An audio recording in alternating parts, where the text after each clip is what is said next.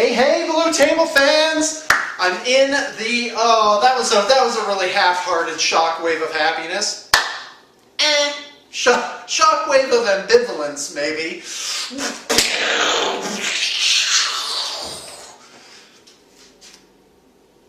And it just washed over Tokyo. Alright, so, sorry Tokyo. Wish it didn't have to be that way. Okay. In Warhammer 40k, if you choose that as one of your hobbies, and by the way, it is pretty awesome, and it is no small feat to choose, conceptualize, and actually build an army for this game, and it is really cool to get your army on a board with terrain, some friends over, down at your local shop.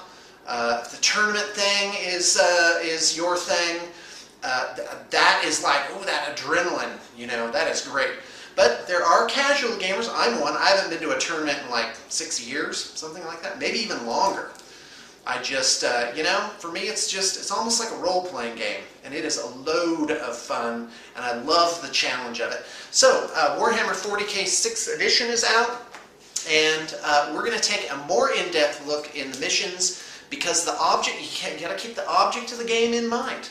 What is it that you're trying to do? How will you have an army that is flexible enough to not only deal with the threats, the question marks posed by your opponent's army? I have a giant Death Star unit. How are you going to deal with that? I have potentially 17 times 2, 34 different units on the board. How are you going to deal with that? And how do you get points? How do you score points? So don't bring a knife to a gunfight. Make sure that you have the right tools to get the job done. So let's take a look. I have Crusade, Purge, Big Guns, Scouring, Will, and Relic as shorthand for the 6 different missions. Boy, the game has definitely changed now that, you know what color marker should I use? Red or orange? I'm going to go with orange. Hopefully that'll show up. So in the Crusade, you place D3 plus 2 objective markers. And each objective marker is worth 3 points, giving you a possible of 9, 12, or 15 points. So you can get 9 to 15 points for your objectives. So to win this one, what do you need? You need something that can take objectives. Only troops can take objectives. So if the average number of objectives is 4 and you only take 2 troops choices, well, that's no good. I'll just kill your 2 troops. Now no points for you. Let's roll over to bonus points. Every single mission has 3 bonus points. In fact, I have no idea why I made this column so big, because there are just only 3 bonus points per mission. And by the way, if I make any mistakes in this video, if I lead you astray, I don't want to do that. Just put something in the comments, but please, no guesswork. Actually have the book in front of you and confirm on page whatever this is what it says. So, which is the courtesy I'm doing to you, and hopefully not leading you astray on it. So you get 3 bonus points in each mission. 3, 3, 3, 3, 3, 3. Now, what's interesting is 2 of those bonus points can only be scored by one player or the other. That is First Blood, and no, that's not true. First Blood, no, two of those points can be scored by both players. First Blood, which is destroy the first unit of the game, that's the only one that can be scored by only one person. So one person or the other gets that. But otherwise, it's so you potentially get 3. So if you score First Blood, well, you could get up to 3 points, and your opponent could get up to 2, but they'll never quite take away that edge. And that could be a very crucial tiebreaker later on in the game. So in Crusade, it's 9 to 15 points, and because you get 3 points per objective, and that's basically it. This is the old objective mission, and that's if you roll 1. So what do you need in your list to win Crusade? You need troops. Need troops. And that is true of all of them. We'll just put an arrow down here. because troops help, and now you can have up to, in double force org, which is at 2,000 points or higher, you can have up to 12 troops, which is a lot. If you took 12 troops choices, typically a unit of troops is going to cost you between 100 and 200 points. So let's say 150 points. If you had 12 troops choices, you would have spent 1,800 of your points on troops. And that is actually not a bad thing to think about. But you know, there's different roles for different types of things. So let's go to Purge the Alien. Purge the Alien, you get your same bonus points here. In fact, let's not talk about those anymore. You can get its victory points based on how many units you kill of your opponent. So the objectives, I'm going to call the objectives here a big X, which is how many units are in your opponent's army. But X is definable here. How many units is a typical army going to have? Think about it. A typical army is going to have, let's say, 2 HQs. And then let's say out of troops, let's say it has 3 troops choices, so that we're up to 5. And then let's say it has an average of, say, 2 choices out of the other 3, which is elites, fast attack, and heavy. So that's 6. 6 plus 3 plus 2 is 11. So even a small army, like really concentrated in just very few units, is going to have 7, 2, and then it's going to have 7, and then lots of units. If you think about it, the guy with the 12 troops choices, right? He might have up to, I'm going to say, 23 choices. So what we're trying to do here is figure out where's the crap. Where's the, you roll the mission, and you go, oh crap. It's that particular mission that my army's not suited for. You don't want that. You want an army where everything you roll, you're going to have kind of a smile on your face and go, you know what, I can handle that. I can do that. So in Purge, which by the way is the only one where you get points for killing things directly. And you'll notice this here has an average of about 12 points plus 3 is a total of average of, so let's say 12 to 18 points. It's an average of 15 points. Same thing here. You kind of get an average of 15 points. But the average army probably does have about 12 choices in it. So isn't that an interesting number? Okay, so let's move on. And so in this one, you don't want to have, the guy that took tons of units that are really small is going, oh, man, I shouldn't, and then if his opponent only has 7 units, it's like, oh man, the most you're going to score is 7. So if I kill 9 of your thing, let's say you have 22 units in your army, basically the most points the other guy's going to give up is 10. And so if he kills, like he's got 7 units plus the 3 bonus points, so you wipe him out. You'd have to wipe him out completely. Is that true? How do you get points for this? Victory points. 1 victory point for they've been completely destroyed. That is correct. So no half measures. So to get the 7 points, so your army here is strong if it has a low model count. Or excuse me, a low unit count. That is rolling a 2 on the thing. So that is kind of the balance of this double force org thing, which is there is that off chance you could roll the mission that is terrible against that particular army. So my advice to you is, kind of plan for that. Don't go nuts on the MSU, which means, by the way, multiple small units. But I could be wrong. There are people that swear by it. It's like, well, I have tons of units, but guess what? Because I was able to control the battlefield better, because I had so many guys running around doing different things, that actually prevented your 7 guys from killing, more than 8 of mine. And so, and that's a toughie too, because if you think about it, there's a balance there that's, so okay, the guy that has lots of units, he's loving it in all the other missions besides this one, because now he has lots of different units. If this mission were gone, there would only be one choice, and that would be break your guys up into as small units as possible. Now, isn't that interesting? So you can't really base your whole army off of the off chance you'll just roll this one. You just have to mitigate it. You have to think, okay, well, if I do roll that one, I don't want to be completely hosed. So let's move on. Let's go on to big guns. So big guns is same as Crusade. D3 plus 2 objective markers, and each one is worth 3 points. And so that gives you 9 to 15 points. Oh, by the way, did I get... Oh, yeah, the camera... Oh, no, it's set. It's still doing the right thing. 9 to 15 points, and then, of course, the 3 points here. But there's a change in big guns, which is heavy equals scoring. And that is, wow, I can't draw a straight vertical line. What's going on with that? That's not right. Heavy equals scoring. So think ahead. In this possible future, you've made your army, and some people your first goal is to get an army at all, but you're kind of set. I have 2,000 points worth of thing, and that's what I have to bring to have 2,000 points. I have no options. Then you have people that go nuts, like the owner of the Cinnamonids, famously here. And by the way, those do make me a little hungry every time I think about them. Crunchy, crunchy Cinnamonids, gooey in the center.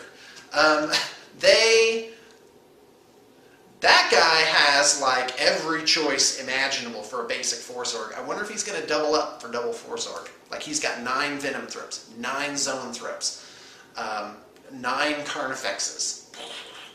That army's ridiculously fantastic. It's amazing. So anyway, so here's the question. Look forward in the future. You've rolled a 3. Now, if you had 0 heavy in your army, would you be happy or would you be sad?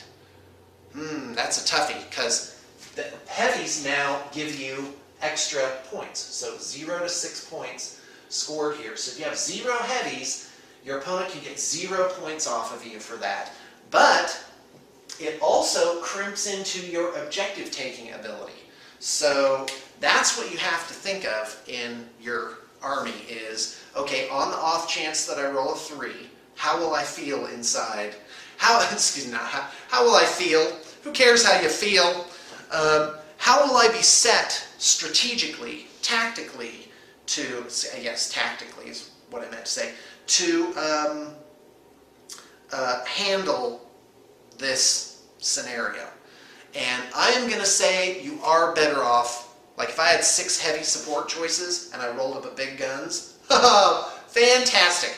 I just went from 4 troops, let's say, because that's kind of what I'm going to run now. 4 troops, and by the way, that was always a good idea.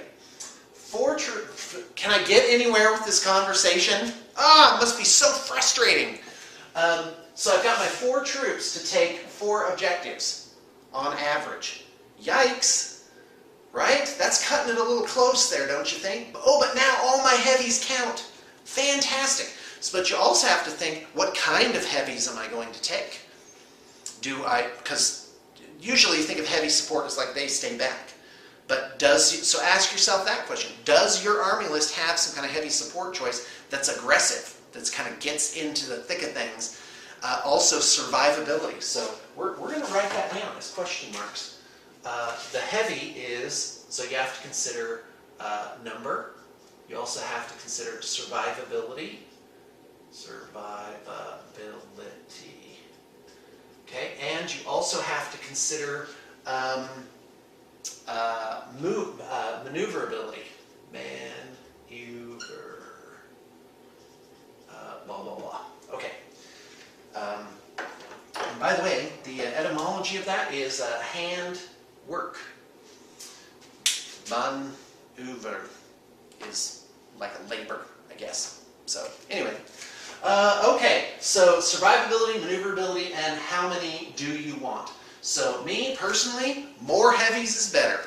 Bring on the heavies. Because the heavies could be anti-troop. And that's typically what is in that sweet, sweet troops choice. So that's another consideration in army building, which is what do you need to kill of your opponents? Like, usually troops types are infantry. So anti-infantry is definitely got to weigh heavily into your plans because you want to kill their infantry but keep your infantry alive.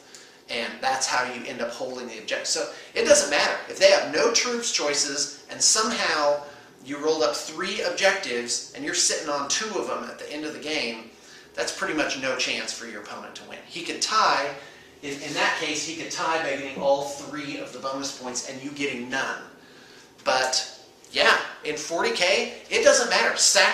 Just throw that unit out to be killed horribly. As long as it does its job of, you know, keeping your opponent off an objective or contesting an objective. So that is what to consider with heavy. Personally, I would include 3 to 4 heavies nowadays. Because the heavy support, let's face it, that's always been the coveted slots. As an Eldar player, it's terrible. We have so many great heavy support choices. It's ridiculous. Okay, let's move on. Scouring. Scouring is the same thing, except it's the same thing, except it's different. This is the one where you have an objective worth 4. You always have 5 objectives. 3, 3, 2, 2, and 1. And that is 15 points. So 15. So actually I should have written number of objectives, but so equals 5 times objectives. So that is, let's write that a little bit bigger. That is 15 points, which is kind of a little bit higher of a point than these. These are going to be average of 12 points there. And then plus force of 3 bonus. And guess what? Fast equals scoring. So you have to ask yourself the same question. Are they maneuverable? Are they survivable? And how many should you take? So fast attack as scoring units. And now this is different because heavy support choices, if you look through all the army books, they tend to be stay in the back and shoot things from a long range. They tend to have more armor. So they are less maneuverable, but more survivable. And with fast attack, it's switched out. You have things that are less survivable, but they are faster. This is a denial. So meaning you can just, you know, turn 5, you can zip up. Of course, now with random game length, you can't rely on that. It used to be in 4th edition, I would always go second if I could, because you would get the suicide turn, which is you kind of see what the situation was and have no reprisal. And I think the game designers in 5th edition with random game length, that's kind of the problem that they fixed was, okay, my Space Marine land speeders, which have been kind of going around the edge here, they all zoom in on objectives at the last second. Eldar were fantastic at that. Brum! Tank shock your wave serpents in and get them off there. When that's another thing, tank shocking people off of objectives.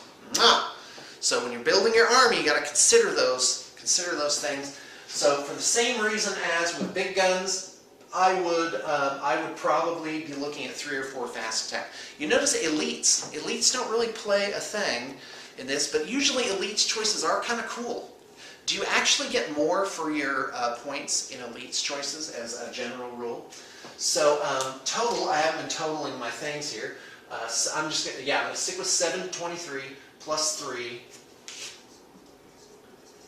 means this is probably 10 points to 26 points possible.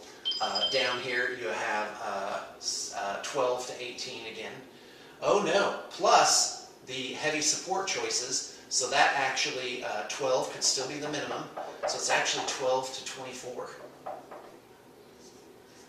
Here you have 15 plus this is 18 to 24.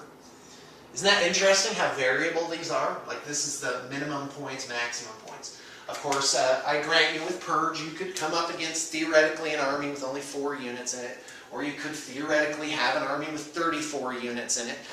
Even more actually with transports. I mean, heck, you could go up to here. You could. I mean, it could be like 45 points. If you think about that, 12 troops. Okay, so 17 slots. So standard force org has 2 HQs, 3, 3, and 3 for elites and whatnot. So we're up to 11, and then 6 troops choices is 17. Slots in a standard force org chart. So 34 with 2 of them. Oh, never mind allies. Yeah, that's it's off the charts. But there are limits due to points. So if you think about what I consider to be a standard game, which is 2,500 points, that gives you plenty of leash to play with a lot of fun things.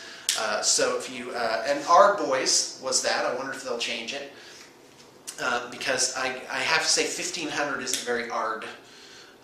So 2,500 points, even if it's 100 points per unit, you can only have 25 units. And that's where you're going to see your armies like that. But all those units are going to be very, very fragile, really not much to them.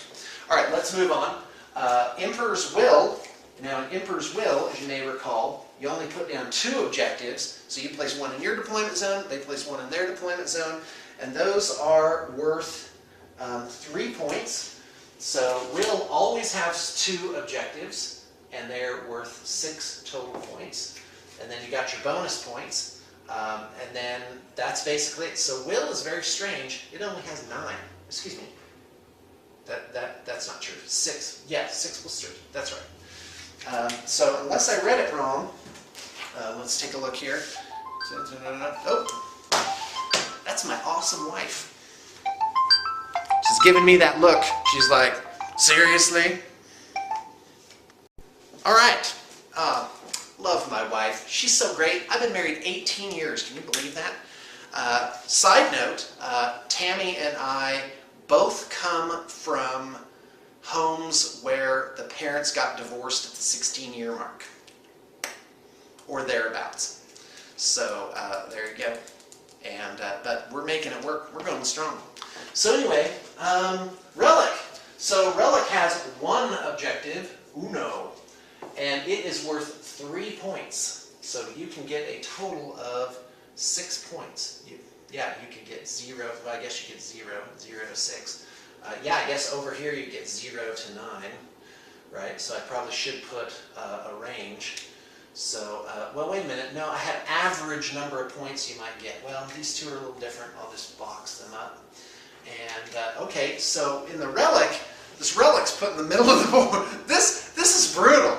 So, hold on. I'm trying to help you avoid the aw crap moment where you realize your list is like woefully inadequate to deal with this. So, with the Relic, you got to have a troops choice that can get out there fast. And I would put 1 or 2 of those in your army in case you pulled this particular mission. So you've got Will.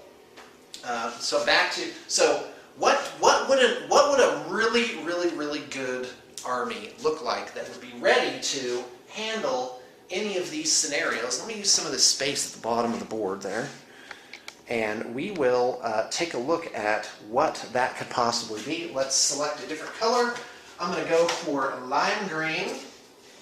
And so here's what you want. HQs. You want an HQ that is survivable. Because your opponent, whoever your warlord is, that's your one of your HQs that you pick to be the real commander of the army. Your warlord gives up a victory point if he dies. So you have to consider that. So your HQ equals survivable. Let's give a shorter thing to that. How about tough? So he's tough somehow. Let's see here. Oh, by the way, some of you OCD types are probably going nuts that I didn't continue the numbers here. 6. And some of you absolutely diehard OCD people are going nuts because I put serifs on the 2 and not the other one. So now I'll put serifs on these other numbers so you can feel better. Okay, so what do you want for your elites? Your elites equals what? What do your elites do? What the heck do you have elites for in your army when none of the missions have to do with elites? Aha! Elites are for denial. Do you have some kind of elite that can get in there on an objective and either clear it somehow or make it so that they survive, someone trying to take it? So you have to look at elites in terms of denial plus killing things. an elites unit that can keep a troops unit from scoring, for example. Troops! I would, if you take 2 troops, that, my friend, is pretty thin. That is really thin. Wow. Do you want to risk that? They just kill both of your troops. A smart player looks at your army and says, I just got to kill those 2 guys. He's got nothing to score with. Quite frankly, I would be looking at 3 would be thin. I would actually take more like 4 as a minimum, 4 to 6. So 3 to 6 troops choices, an absolute must, because where do you need troops choices? You need it in number 1, number 3, number 4, number 5, and number 6. All except Purge, your troops choices, are really your game winners right there. They're just like everyone that can get onto an objective, they're scoring. Okay, so let's move on to fast. What kind of fast attack do you want? And how many do you want? Now, it's just my opinion. I welcome all people to tell me where I'm wrong. I want that, because my objective here is I want people to pick up an army from Blue Table Painting and do so with confidence, knowing that they are going to be reasonably well equipped to handle the world of Warhammer 40k.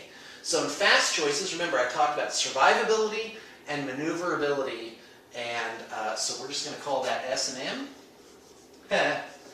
Okay, so your fast attack choices, and they can also, reliably, they are denial units. And quite frankly, how many fast attack would I take? I'm going to say 2 to 4 of them. And so if you look at this, average of 3, maybe at least 4 there, so 3, 4, 5 units, a couple of elites. Elites always have good stuff. 6, 7 units in your army is what you're gonna have so far. Hold on, 3.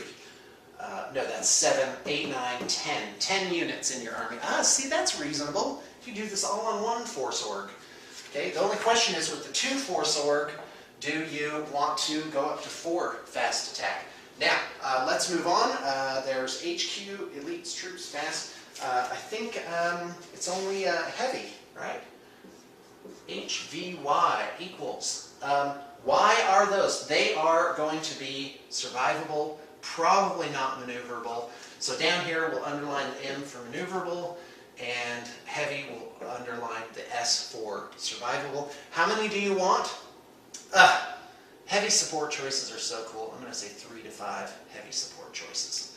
So there you have it. And quite frankly, I predict you will actually probably see this a little bit heavier.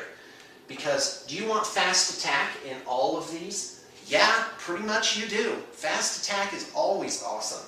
Heavy support, are those useful? Yes, they are. They have great killing power, great staying power. And so, quite frankly, if anything, I'm a little light on these.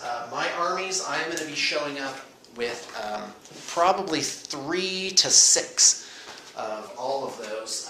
Necrons have ridiculous heavy support choices. And you could do, you really could do ridiculous things. 6 monoliths. Right? It's 1,200 points, but that is 6 times 8 inches across each. That is a 4-foot wall of monoliths that you could just move forward. Are they tanks, I wonder? Could I just tank shock my way and not let anything physically past this wall of monoliths? Oh, wow. You had better be equipped. Better be equipped.